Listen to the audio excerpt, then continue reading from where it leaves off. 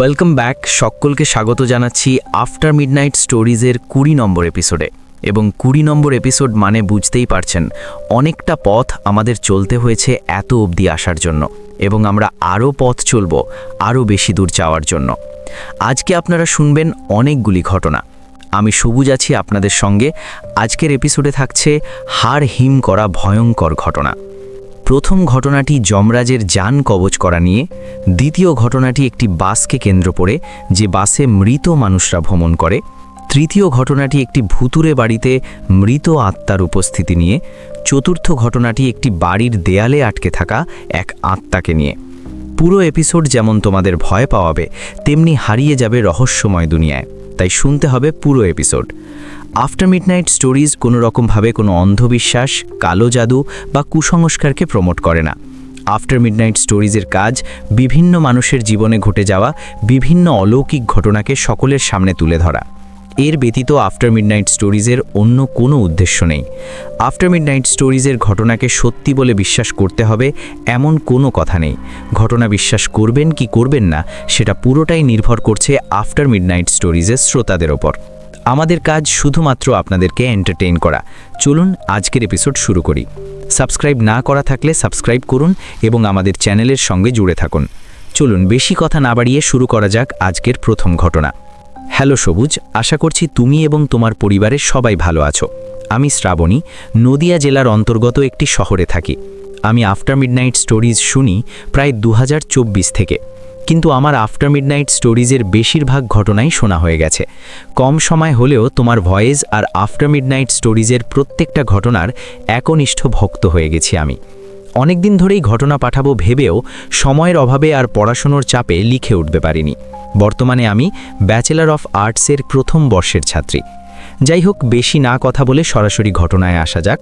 ঘটনাটা আমার ছোট দিদা, অর্থাৎ আমার দিদার ছোট বোনের সাথে হওয়া একটি সত্য ঘটনা। আমার ছোট দিদা একটি গ্রামে থাকেন। কিছু ব্যক্তিগত কারণে গ্রামের নামটা প্রকাশ করলাম না। বোঝার সুবিধার্থে বলে রাখি, যেহেতু আমি আগেই বলেছি দিদা গ্রামে থাকেন, তাই বেশিরভাগ জায়গাটাই ছিল ধানক্ষেত, তাল, নারকেল আর বাঁশের বন। ঠিক তেমনি দিদার বাড়িটাও ছিল একদম মাঠের মাঝখানে। বাড়ি থেকে দোকানে বা কোথাও যাওয়ার হলে ধানক্ষেতের আল আর বাঁশবন ধরে যেতে হতো, অনেকটাই পথ। আর তখনকার দিনে তো এখনকার মতো অত আলো ব্যবহার হতো না। ছোট দিদার বিয়ে হয় খুব অল্প বয়সে, এবং প্রায় 3 কি 4 বছর পর 1968 সালে তার প্রথম সন্তান অর্থাৎ মাসি জন্মায়। তার নাম মীরা। তার জন্মের 4 বছর পর জন্মায় তার ভাই। বলে রাখলাম এই কারণে ঘটনাটার আসল রহস্য মাসি এবং তার ভাইকে নিয়ে। বাকি ঘটনা দিদার মুখেই বললাম।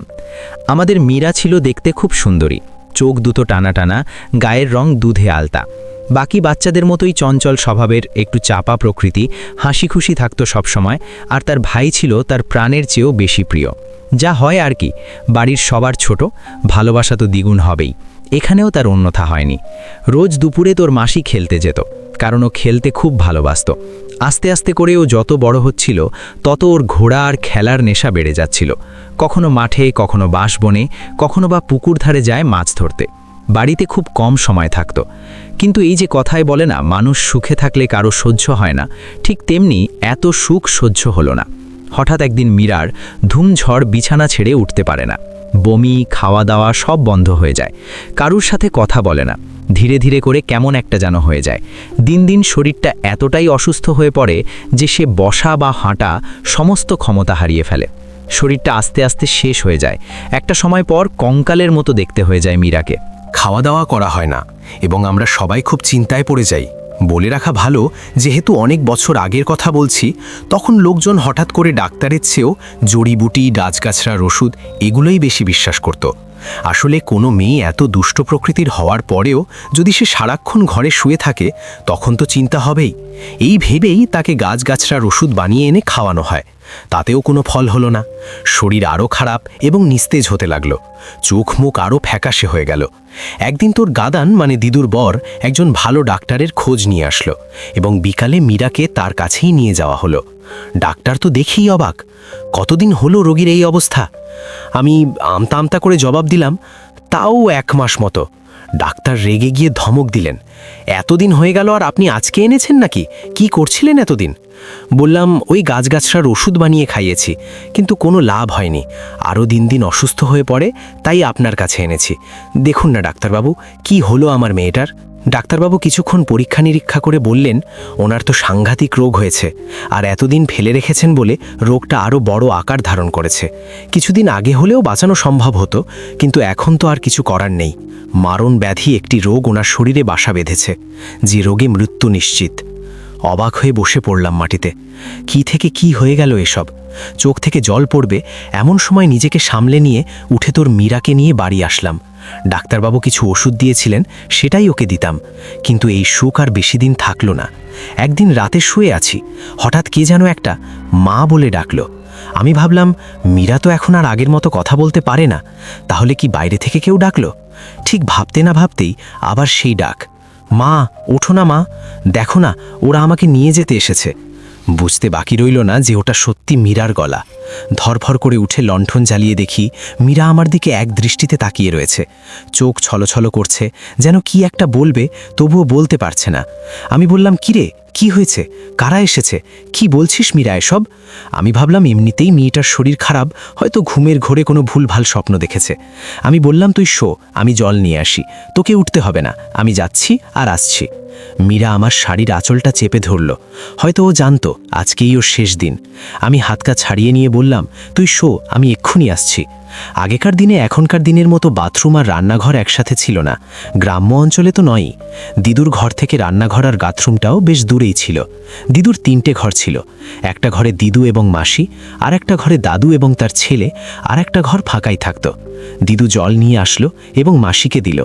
মাসি আবছা আবছা ভাষায় বলল, তুমি আর কোথাও যেও না মা, ওরা আমাকে নিয়ে চলে যাবে। আমি ওর কথা বুঝলাম না। একটু পরেও বলল, মা আমি চলে গেলে তোমাদের অনেক কষ্ট হবে তাই না? তো তোমরা ভাইকে দেখে রাখবে তো? ও তো আমায় ছাড়া কিছুই বোঝে না মা, ওকে তোমরা কষ্ট দেবে না তো? একটার পর একটা প্রশ্নের পাহাড়।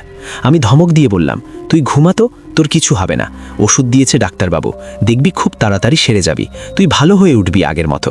মীরা আর কিছু বলল না, জল খেয়ে চুপ করে আবার পাশ ফিরে শুলো। আমার একটা হাত ওর গায়ে দিলাম, যদি আমার ভুলভাল স্বপ্ন দেখে। কে জানতো যে সেই ঘুমে তার কাল হবে। রাত তখন 2:30। হঠাৎ দরজায় টোকা। মনের ভুল ভেবে এড়িয়ে গেলাম, কিন্তু না, আবারও দরজায় টোকার আওয়াজ। চোখ খুলে দরজার দিকে তাকিয়ে রইলাম, আর কোনো আওয়াজ হলো না। চোখটা বন্ধ করে ঘুমোতে যাব, এমন সময় কেউ একটা যেন কানের পাশে বলে উঠল, সরে যা তুই, আমরা ওকে নিয়ে যাব। আমি কোনো গুরুত্ব দিলাম না, মন ভুল ভেবে পাশ ফিরলাম, কিন্তু আবারও সেই একই কথা, সরে যা বলছি না, আমরা ওকে নিয়ে যাব। চোখ খুললাম, দেখলাম 3টে কালো ছায়ামূর্তি আমার মাথার কাছে দাঁড়িয়ে আছে। তাদের সবাইকে দেখতে অবিকল রাক্ষসের মতো। চোখগুলো অতিরিক্ত লাল, বড়, যেন এক দেখাতেই ভস্ম করে দেবে কাউকে। সাহস নিয়ে বললাম, যাও, তোমরা দেখছো না আমার মেয়েটা ঘুমোচ্ছে, যাও, দেখছো তো ঘুমোচ্ছে, আমার মেয়েটার অসুবিধা হবে, তোমরা কথা বলো না। সেই 3 ছায়ামূর্তি আমার দিকে তাকায় আর বলে, এখন তাড়িয়ে দিচ্ছিস ঠিক আছে, তবে আমরা আবারও আসব, আর তখন আমাদের আটকাতে পারবি না। এই বলে ছায়াগুলো অদৃশ্য হয়ে যায়। তখন ঠিক কটা বাজে জানি না, আমার বাথরুম পায়, দরজাটা হালকা করে লাগিয়ে আমি বাথরুমে যাই। বাথরুম থেকে হঠাৎ করে আমি ঘরের দরজা খোলার আওয়াজ পাই। সেই খোলার আওয়াজ পেয়ে আমি ঝটপট বাথরুম থেকে বেরিয়ে ঘরে এসে দেখি মীরা ঘুমিয়ে আছে। জল খেলাম, সকাল হলো, সবাই ঘুম থেকে উঠল, কিন্তু মীরা আর উঠল না। অনেক ডাকাডাকি করলাম, কিন্তু না, সে আর উঠলই না। ডাক্তার ডাকা হলো। মীরাকে দেখে ডাক্তার বললেন, ইনি তো অনেক আগেই মারা গেছেন। আমার আর বুঝতে বাকি রইল না যে আসলে আমাদের সাথে গতকাল রাতে কি হয়েছিল। যাই হোক, মীরাকে শ্মশানে নিয়ে যাওয়া হলো, শেষকৃত্যা হলো, বাড়িতে পড়ল শোকের ছায়া। এত কম বয়সে একটা ছোট্ট মেয়ে চলে যাবে, এই কষ্টটাকেও সহ্য করতে পারছে না। সেদিন রাতে মীরা হঠাৎ স্বপ্নে দেখা দিল আর কান্না করে বলল, মা তোমাকে মানা করলাম যে ওরা আমাকে ছেড়ে তাও চলে গেলে, আর ঠিক সেই সময়টায় ওরা আমাকে নিয়ে চলে গেল। তুমি থাকলে ওরা আমাকে নিয়ে যেতে পারতো না। তবে তোমরা কষ্ট পেও না, আমি আসব, আবার আসব ভাইয়ের সন্তান হয়ে। ভাইকে তোমরা কেউ কষ্ট দেবে না, হ্যাঁ, সবসময় আগলে রাখবে ওকে। বিশ্বাস করবে কিনা জানি না সবুজদা, তবে যতবার মামা অর্থাৎ দিদুর ছিলে কষ্ট পেত, ততবার মীরামাসি আসতো স্বপ্নে আর তার ভাইয়ের কষ্টের কথা বলে যেত। 2021 তেসরা অক্টোবর মামা বিয়ে করেন। 2022 সালের প্রথম দিকে আমাদের ঘরের আলমারি থেকে একটা গোপাল ঠাকুরের মূর্তি পাওয়া যায়। শেষবারের মতো দেখা দেয় মীরা। 2023 জানুয়ারি মাসে মামি একজন পুত্র সন্তানের জন্ম দেন। দেখতে ছিল অবিকল মীরার মতো, টানা টানা চোখ, ফর্সা টুকটুকে গায়ের রং। আমি বুঝতে পারি ওটা মীরা ছাড়া আর কেউ নয়, আর সেই গোপালের মূর্তি ছিল তার একটা ইঙ্গিত। সবার শেষে বলে রাখি, সে রাক্ষসরূপী মূর্তিগুলো আসলে ছিল যমরাজ, যে কিনা মাসিকে নিয়ে যেতে এসেছিল। এবং যেহেতু তার পাশেই দিদু শুয়েছিল, তাই তাকে নিয়ে যেতে পারেনি, কারণ মায়ের কাছ থেকে সন্তানকে নিয়ে যাওয়ার ক্ষমতা আজ পর্যন্ত কারোর হয়নি। যেহেতু দিদু তার সন্তানকে রেখে বাইরে যায়, সেই সুযোগে যমরাজ তার কাছ থেকে তার সন্তানকে নিয়ে যায়। আজও স্বপ্নে দিদু মাসিকে দেখে মীরা মাসি হাসছে খিলখিল করে, আর বলছিলাম না, আবারও যাব তোমাদের কাছে, দেখলে তো আমি কথা রেখেছি। ঘটনা ছিল এইটুকুই। আমি জানি ঠিক সাজিয়ে লিখতে পারিনি, তবে ঘটনাটা যদি তোমার মনের মতো হয় এবং আফটার মিডনাইট স্টোরিজের উপযুক্ত বলে মনে হয়, তবে তোমার আশায় আফটার মিডনাইট স্টোরিজ পরিবারকে শুনিও। ভুল ত্রুটি শুধরে নিও। জানি ঘটনাটা একটু বড় হয়ে গেছে, তার জন্য ক্ষমা প্রার্থী। একদমই নয়, ক্ষমা প্রার্থী হবার কিচ্ছু নেই। আমরা বড় ঘটনাই চাই, এবং যখনই আমাদেরকে বড় ঘটনা পাঠানো হয় আমরা খুব এক্সাইটেড হয়ে যাই, কারণ বড় ঘটনা আমাদেরও পড়তে ভালো লাগে এবং ছোট ঘটনাও পড়তে ভালো লাগে। এমন নয় যে ছোট ঘটনা পড়তে ভালো লাগে না। ছোট ঘটনার না একটা অন্য স্বাদ আছে, বড় ঘটনার আরেকটা অন্য স্বাদ আছে।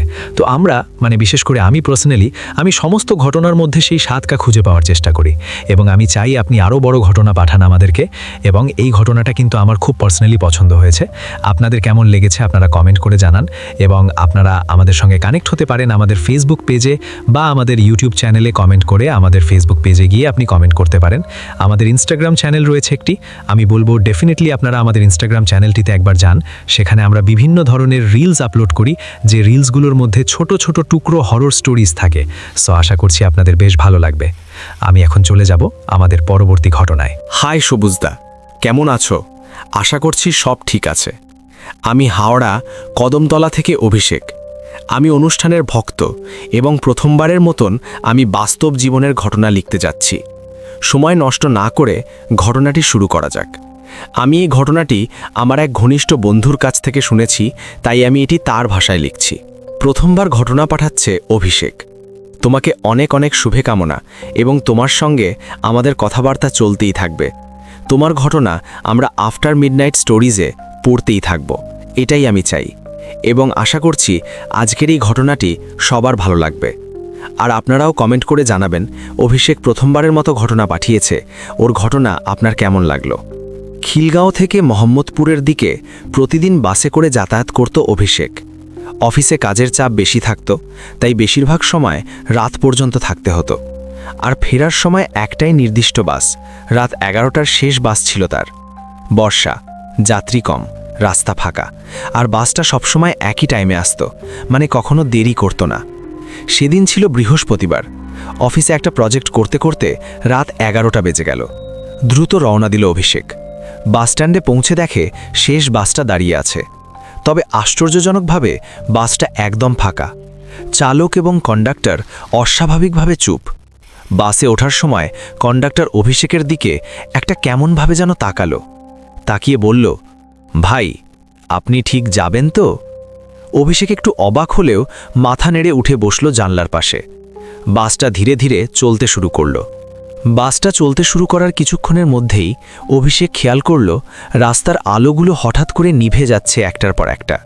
আর তার থেকেও অদ্ভুত ব্যাপার হলো, বাসের বাইরে কোনো মানুষ, কোনো গাড়ি কিছুই দেখা যাচ্ছে না। পুরো ঢাকা শহরটাই যেন হঠাৎ করে নিঃশব্দ হয়ে গেছে।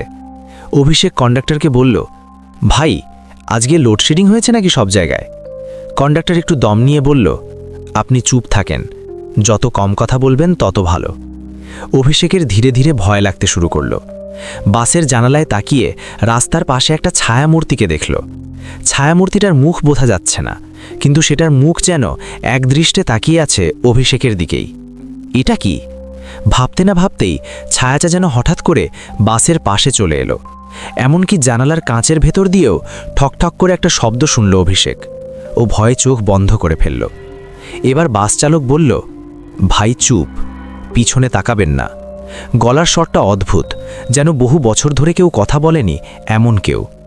অভিষেক আরেকটু আতঙ্কিত হয়ে পিছনে তাকাতেই থমকে গেল। বাসের পিছনের দিকে এখন আরও কয়েকজন যাত্রী বসে আছে, অথচ আগে তো বাসটা ফাঁকাই ছিল। ওরা কখন উঠল? আরও অদ্ভুত ব্যাপার হলো, ওরা কেউই নড়াচড়া করছে না, সবাই চুপ করে বসে আছে, কেউ কারোর দিকে তাকাচ্ছে না, এমনকি শরীরও যেন একদম নিথর। বাসটা গন্তব্য ছাড়িয়ে এক অজানা পথে ঢুকে পড়ল। সামনের রাস্তাটা ধীরে ধীরে কুয়াশায় ঢেকে যাচ্ছে, আর বাতাসে একটা পচা গন্ধ ভেসে আসছে। গন্ধটা যেন পচে যাওয়া মাংসের সাথে একটা ধাতব গন্ধ। অভিষেক আবার কন্ডাক্টরকে ধাক্কা দিয়ে বলল, এটা কোথায় নিয়ে যাচ্ছেন? থামান বাসটা। কন্ডাক্টর রেগে রেগে চোখে তাকিয়ে বলল, আপনাদের মতো লোকজনই তো ভুল সময়ে ভুল বাসে উঠে পড়ে, এখন কিছু করার নেই। অভিষেক বলল, ভুল সময় ভুল বাসে? কন্ডাক্টর বলল, এটা শেষ বাস, এই বাস জীবিতদের জন্য নয়। অভিষেকের শরীর ঠান্ডা হয়ে গেল। সে উঠে দৌড়ে বাস থেকে নামতে চাইল, কিন্তু দরজাগুলো যেন আপনা আপনি বন্ধ হয়ে গেল। এমন সময় বাসের ভিতরে নিথর যাত্রীরা আস্তে আস্তে নড়তে শুরু করল। ওদের কারো মুখে কোনো চোখ নেই, মুখের জায়গায় গভীর গর্ত। একজন আস্তে আস্তে ফিসফিস করে বলল, তুইও তো মরে গেছিস, তুই কি ভাবছিস এখনো বেঁচে আছিস? অভিষেক চিৎকার করে উঠল, আমি বেঁচে আছি, আমি এখন অফিস থেকে ফিরছি। কিন্তু তখন বাসের সামনের আয়নায় সে নিজেকে দেখতে পেল। চোখ দুটো লাল, গায়ের রং ফ্যাকাশে, তার গলার ডান পাশে একটা বড় কাটা দাগ। বাস চালক পিছনে তাকিয়ে বলল, অ্যাক্সিডেন্টটা মনে নাই? অফিস থেকে ফেরার পথে বাইকওয়ালার সাথে ধাক্কা লাগছিল, তখনই তো শেষ হয়ে গেছিস। না, এটা মিথ্যে। অভিষেক নিজেকে বোঝাতে চাইছিল, কিন্তু তার স্মৃতির ভিতরে যেন এখন ধীরে ধীরে দৃশ্যগুলো ভেসে উঠতে শুরু করল। হ্যাঁ, সে তো আজ ফোনে কথা বলতে বলতে রাস্তা পার হচ্ছিল। একটা বাইক হুট করে এসে ধাক্কা দিয়েছিল। বাসটা এবার থামল একটা পুরনো ধ্বংসপ্রাপ্ত বাসস্ট্যান্ডে। সেখানে আগে থেকেই কিছু ছায়ামূর্তি দাঁড়িয়েছিল। ওদের কেউ এক পায়ে ভর দিয়ে দাঁড়িয়ে, কারোর শরীরের অর্ধেক নেই, আবার কেউ পুরোটাই ছায়ার মতো। তারা সবাই এক এক করে বাসে উঠতে লাগল। কন্ডাক্টর বলল, এই জায়গায় কেউ নামতে পারে না, শুধু উঠা যায়। অভিষেক চিৎকার করে বলল, আমি কোথায় যাচ্ছি? আমার বাসা, আমার মা বাবা আছে। চালক শান্ত গলায় বলল, এবারের যাত্রা দীর্ঘ ভাই, আর এই যাত্রায় ফিরে যাবার রাস্তা নাই। এরপর হঠাৎ করেই বাসটা আবার চলতে শুরু করল। এবার গতি আরও বেড়ে গেল। জানালার কাঁচ কাঁপতে লাগল। চারপাশে কুয়াশার ঘনত্ব বেড়ে গেল। 1 ফুট দূরত্বেও কি আছে সেটা যেন দেখা যাচ্ছিল না। সময় যেন থেমে গেল। ঘণ্টাখানেক পরে বাসটা আবার থামল এক জায়গায়, যেখানে কোনো আলো নেই, কোনো শব্দ নেই, শুধু এক বিশাল গহ্বরের মতো ফাঁকা অন্ধকার। চালক বলল, এখানে স্টপ, নামেন। অভিষেক কাঁপতে কাঁপতে বাস থেকে নামল। তার পিছনে অদ্ভুত সব যাত্রীরাও নামছে, আর সামনে শুধুই অন্ধকার, যেন পৃথিবীর শেষে এসে দাঁড়িয়েছে। বাসটা আস্তে আস্তে অদৃশ্য হয়ে গেল কুয়াশার ভিতর। পিছন ফিরে যাবার আর কোনো উপায় রইল না। অভিষেকের আর কিচ্ছু মনে নেই। অভিষেকের যখন জ্ঞান ফেরে, নিজেকে হাসপাতালের বিছানায় দেখতে পায়। একটা বাইক নাকি তাকে ধাক্কা দিয়ে চলে গেছিল, আর পথচারীরা তাকে উদ্ধার করে হাসপাতালে ভর্তি করে দেয়। শেষ কথা। উত্তর, ওই শেষ বাসটা নাকি আজও নির্দিষ্ট সময় আসে। খুব কম মানুষ সেটা দেখতে পায়। এটা কি স্বপ্ন নাকি মৃত্যুর মুখ থেকে ফিরে আসা কোনো সত্য ঘটনা, তা বিচার ছেড়ে দিলাম তোমাদের উপর। দেখো, এই যে ঘটনাটা আমি এখন পড়লাম, এরকম ঘটনা আমি বোধহয় আগে কখনো শুনেছি কোথাও। তবে যাই হোক, আমার নতুন করে পড়তে ঘটনাটা বিশেষ কোনো অসুবিধা হলো না, বরং আমার পড়ে ভালো লাগলো। ঘটনাটাও খুব সুন্দর, এবং এমন এক্সপিরিয়েন্স কিন্তু আমি অনেকের কাছেই শুনেছি যে মৃত্যুর পর, মানে যারা কিনা নিয়ার ডেথ এক্সপিরিয়েন্স করেন, তারা অনেক সময় এরকম বাস বা কোনো ট্রেনে করে কোথাও একটা যাচ্ছেন, এমন কিছু অনেক সময় ওনারা দেখেন। এরকম কিছু কথাবার্তা আমি পড়েছি কিছু জায়গায়, শুনেওছি কিছু জায়গায়, দেখেওছি। সো ঘটনাটা আমার বেশ ভালোই লাগলো। তবে আপনাদের অনেকের হয়তো মনে হতে পারে যে ঘটনা আগে কোথাও শুনেছেন। তবে যাই হোক, যদি না শোনা থাকে তাহলে প্রথমবার শুনলেন, আর যদি এমন এক্সপিরিয়েন্স আগেও শোনা থাকে তাহলে না হয় একবার নতুন করে নতুনভাবে আমার গলায় শুনলেন। আমি চলে যাচ্ছি আজকের আমাদের পরবর্তী ঘটনায়, কিন্তু ঘটনাটায় যাওয়ার আগে মনে করিয়ে দিই, আমাদের ঘটনা পাঠানোর জন্য কি করবেন। ঘটনা পাঠানোর জন্য মেইল করুন aftermidnightstories@gmail.com, অথবা আফটার মিডনাইট স্টোরিজের ফেসবুক পেজ ইনবক্সে আপনি অনায়াসে লিখে পাঠিয়ে দিতে পারেন ঘটনা।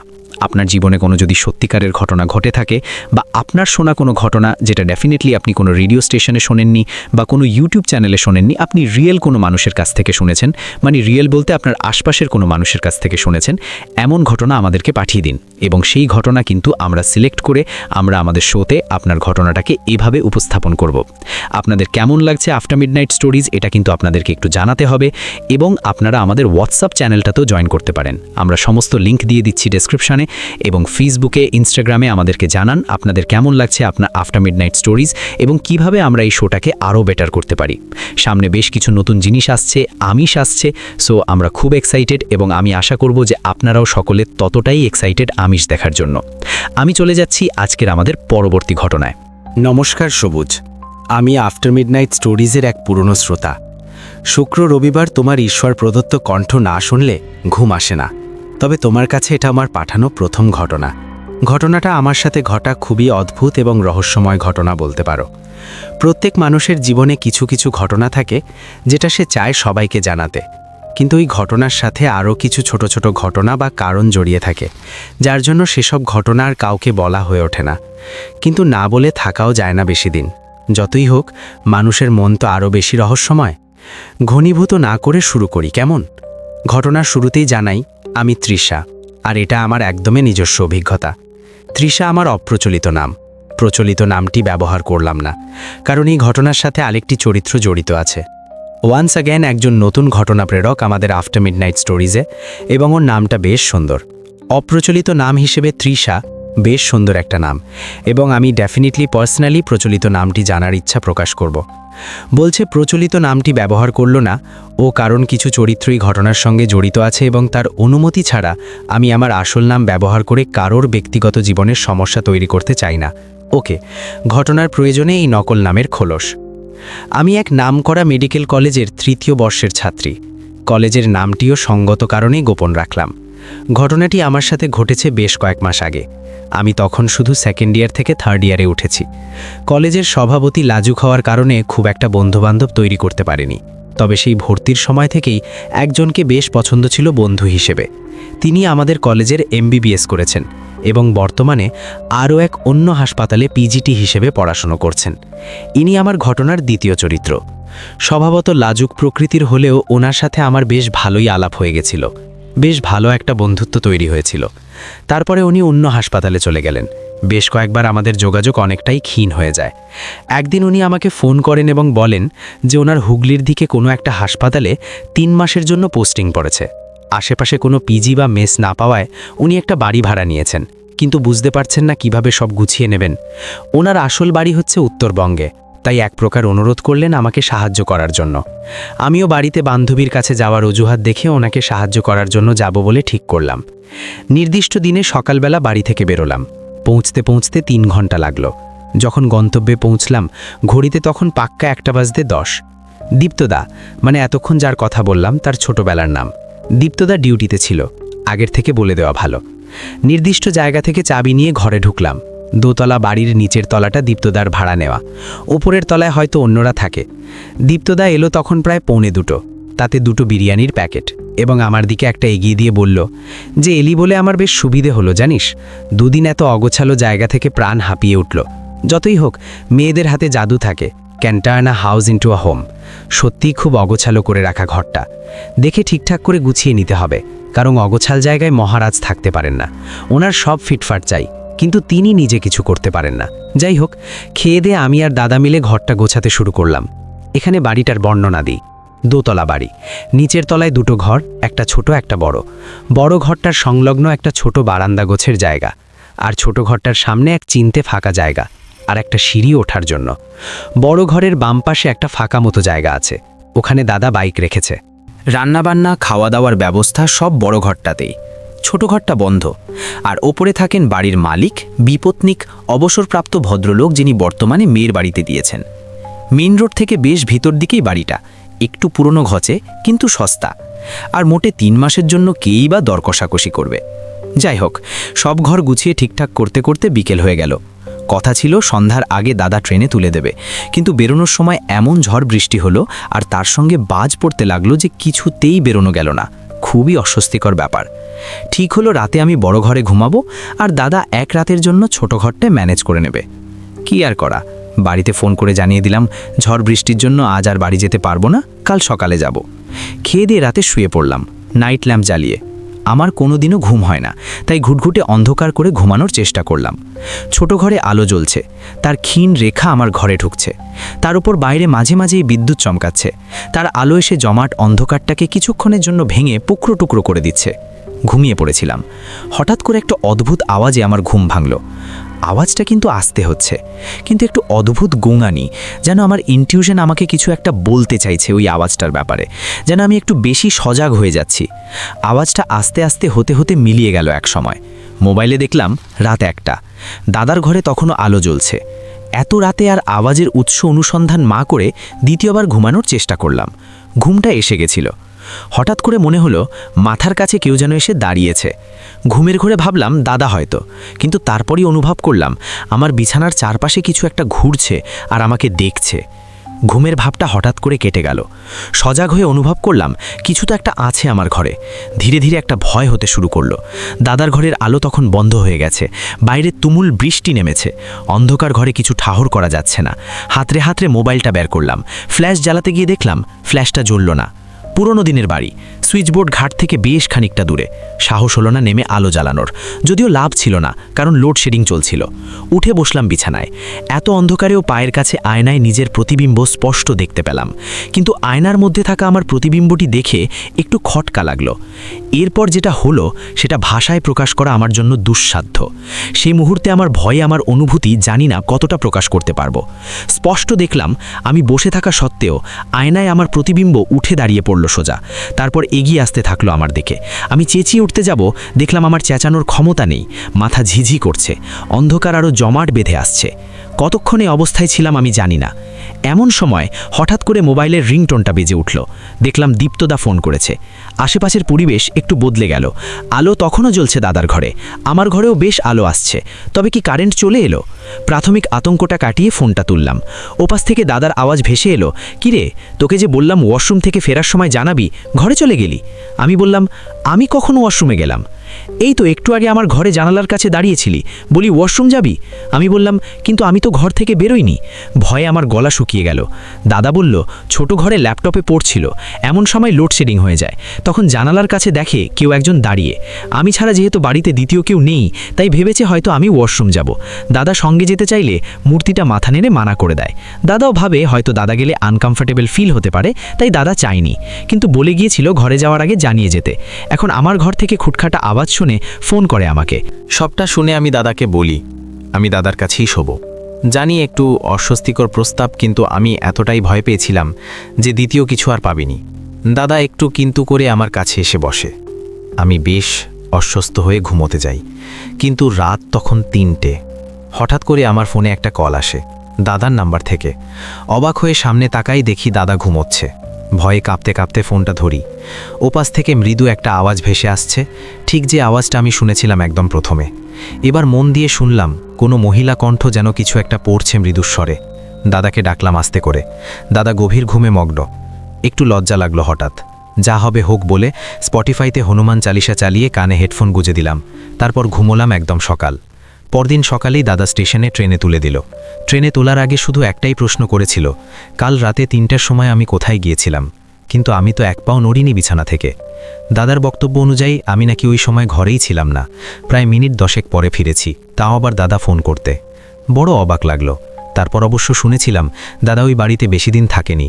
বাড়ির মালিকের হঠাৎ হার্ট অ্যাটাক হয়, মৃত্যু হয় ওই সপ্তাহেই। তারপর ওই বাড়িতে আর দাদা থাকেনি, অন্য একটা পিজি পেয়ে যাওয়ার সৌভাগ্যক্রমে শিফট করে যায়। দাদার খুব একটা উৎসাহ ছিল না, তবে আমার জোরাজোরিতে একটু খোঁজখবর পায় যে ওই বাড়িতে নাকি বিবাহিত পরিবার ভাড়া দেওয়া হতো না। সবার ধারণা ভদ্রলোকের স্ত্রীর অকাল মৃত্যুর পর অন্য দম্পতিদের দেখলে স্ত্রীর কথা মনে পড়ত, তাই ঘরটা শুধু ব্যাচেলারদের ভাড়া দেওয়া হতো। এমনকি মালিকের মেয়ে জামাইকেও আসতে দিত না বাড়ির মালিক। ব্যাস এটুকুই জানতে পেরেছিলাম আমি, এবং বাকি সব কিছুই রহস্য, যা হয়তো কোনোদিনই ভেদ করা সম্ভব না। এই ছিল ঘটনা। এই ঘটনায় নিজের আসল নাম জানাতে পারলাম না বলে খুবই দুঃখিত, তবে সকল শ্রোতা নিশ্চয়ই বুঝেছেন কী কারণে আমি আসল পরিচয় গোপন করেছি। ভালো থেকো সবুজদা। আবার পরে কোনোদিন আমার একটা ঘটনা পাঠাবো। আজকের মতো রাখলাম এখানে। ওকে, মানে এখানে আমার যেটা মনে হলো যে তুমি ঘরটার মধ্যে ছিলে, কিন্তু তুমি একটা অন্য রিয়ালিটিতে ছিলে এবং দাদা একটা অন্য রিয়ালিটিতে ছিল। তো দুজনে যেহেতু অন্যান্য রিয়ালিটিতে ছিল, তাই ঘটনাটা এমন হয়েছে। কোয়েশ্চেন যে এই রিয়ালিটিটায় আমরা কি করে পৌঁছাতে পারি, আর এর কিন্তু কোনো এক কথায় জবাব হয় না, আমার কাছে অন্ততপক্ষে নেই। আপনাদের যদি কারোর কাছে এরকম কোনো প্রশ্ন থেকে থাকে যে একই জায়গায় থেকে আপনি অন্য ডাইমেনশনে কি করে থাকতে পারেন, জানাবেন। আমার যতটুকু মনে হয় যে এইটা ওই ঘরটার মধ্যেই এমন একটা স্পেস ক্রিয়েট হয়েছে, সেই স্পেসটায় আপনি নিজেকে একটা স্তর থেকে অন্য স্তরে নিয়ে যেতে পারেন, কিন্তু সেটা আপনার ইচ্ছায় নয়, সেটা হয়তো অন্য কারোর ইচ্ছায়।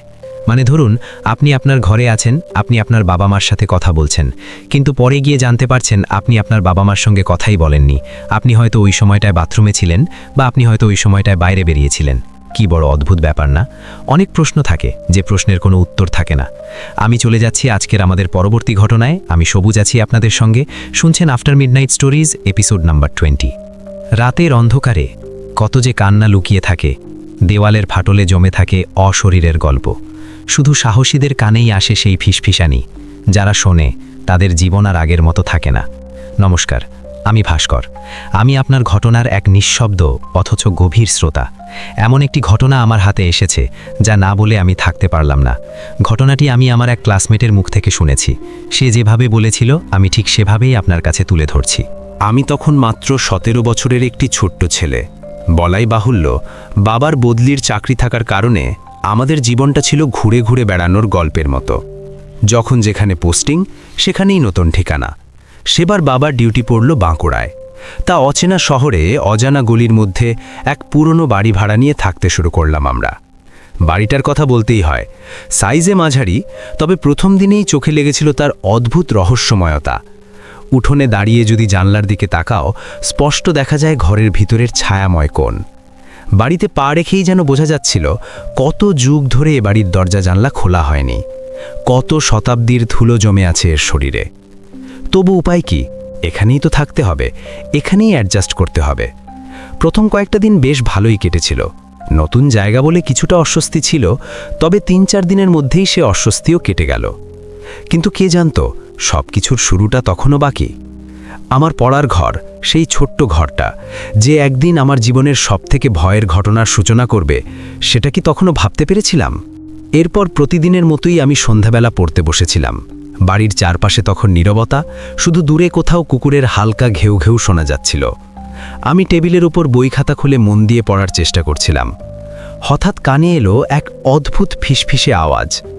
প্রথমে ভাবলাম হয়তো বাইরে কেউ কথা বলছে, কিন্তু কয়েক মুহূর্ত পর বুঝতে পারলাম সেই আওয়াজ বাড়ির ভিতর থেকে আসছে, আর ঠিক আমার পড়ার ঘরের দেয়ালের দিক থেকে। দেয়ালের দিকে তাকিয়ে কিছুক্ষণ চুপ করে রইলাম। শুধু অস্পষ্ট ফিসফিসানি, যেন কেউ দেয়ালের ওপার থেকে এপারে কথা বলছে বা হাসছে। গায়ের লোম খাড়া হয়ে গেল, বুকের মধ্যে হঠাৎ করে চাপ অনুভব করলাম। সাহস সঞ্চয় করে দেয়ালের কাছে গিয়ে কান লাগালাম। অদ্ভুতভাবেই সাথে সাথেই আওয়াজ থেমে গেল, যেন কিছুই ঘটছিল না। এক অদ্ভুত নিস্তব্ধতা ভর করল ঘরে। আমার গলা শুকিয়ে এলো, ভয়ে জ্ঞান যাচ্ছিলাম। সাথে সাথে ছুটে গেলাম বাবা মার কাছে। কাঁদো কাঁদো গলায় সব বললাম, কিন্তু মা শুধু হেসে বললেন, এই বাড়িতে এসে ভয় পেয়েছিস বুঝি? কিচ্ছু না, পড়াশোনায় মন দে। বাবাও গুরুত্ব দিলেন না, তাদের চোখে এবং মুখে ছিল অবিশ্বাস। কিন্তু আমি জানতাম, আমি স্পষ্ট শুনেছিলাম সেই ফিসফিস আওয়াজ। কে বা কী ছিল দেয়ালের ওপাশে, তা নিয়ে তখনও অজানা এক অদ্ভুত ভয়ের শুরু হয়েছিল আমার মনে। এর পরের দিনগুলো কেটে যাচ্ছিল পরীক্ষার প্রস্তুতির চাপে। সেদিনও স্কুলের অ্যানুয়াল এক্সামের গুরুত্বপূর্ণ অ্যাসাইনমেন্ট নিয়ে বসেছিলাম পড়ার টেবিলে। বাইরে বার আকাশটা মেঘলা, হালকা অন্ধকারে ভর করা সে বিকেলটা যেন অজানা কোনো অশুভ ইঙ্গিত দিচ্ছিল। হঠাৎ আবার সে ফিসফিসে আওয়াজ, প্রথমে মৃদু, তারপর ক্রমেই তা তীব্র থেকে তীব্রতর হতে লাগল। বুকের ভিতর কাঁপতে লাগল। ঠিক তখনই এক বসনা পচা গন্ধ, যেন কোনো মৃতদেহের গন্ধ ছড়িয়ে পড়ল পুরো ঘরে। গন্ধে গা গুলিয়ে এলো, মনে হচ্ছিল বমি হয়ে যাবে। আমি আতঙ্কে নিজেই নিজেকে প্রশ্ন করলাম, এই গন্ধটা কোথা থেকে আসছে? কিন্তু এবার আর চুপ করে বসে থাকতে পারলাম না। ভয়ে কাঁপতে কাঁপতে তবু সাহস করে ধীরে ধীরে দেয়ালের কাছে গেলাম। দেয়ালের গায়ে ফাটল ধরা এক জায়গায় চোখটা নিয়ে উকি দিলাম। আর তখনই দৃষ্টির সামনে স্পষ্ট হলো একটি মুখ। হিমশীতল সাদা রঙের মুখ, চোখ দুটো জলজলে লাল, দাঁতগুলো হলুদে, আর তার লম্বা চুল কোমর পর্যন্ত নেমে এসেছে। সে এমনভাবে তাকিয়েছিল যেন কয়েক শতাব্দীর শীতল ক্রোধ আর ক্ষুধা জমে আছে তার দৃষ্টিতে। আমার মুখ থেকে বেরিয়ে এলো এক নিকৃষ্ট চিৎকার। মা বাবা দৌড়ে এলেন, কিন্তু আমি তখনই জ্ঞান হারিয়ে মেঝেতে লুটিয়ে পড়লাম। এরপর থেকে সব বদলে গেল। আমি আস্তে আস্তে পাগলের মতো আচরণ করতে শুরু করলাম। সে মেয়েটি আমার স্বপ্নে আসতে লাগলো। ফিসফিসানির সঙ্গে এক অজানা ভয়ঙ্কর সুরের গান শুনতে পেতাম। মা বাবা আমাকে শহরের বড় বড় মনোরোগ আর মনোচিকিৎসকের কাছে নিয়ে গেলেন, কিন্তু কোনো সুরাহা হলো না। শেষমেশ আমাকে নিয়ে আসা হলো এক তান্ত্রিকের কাছে।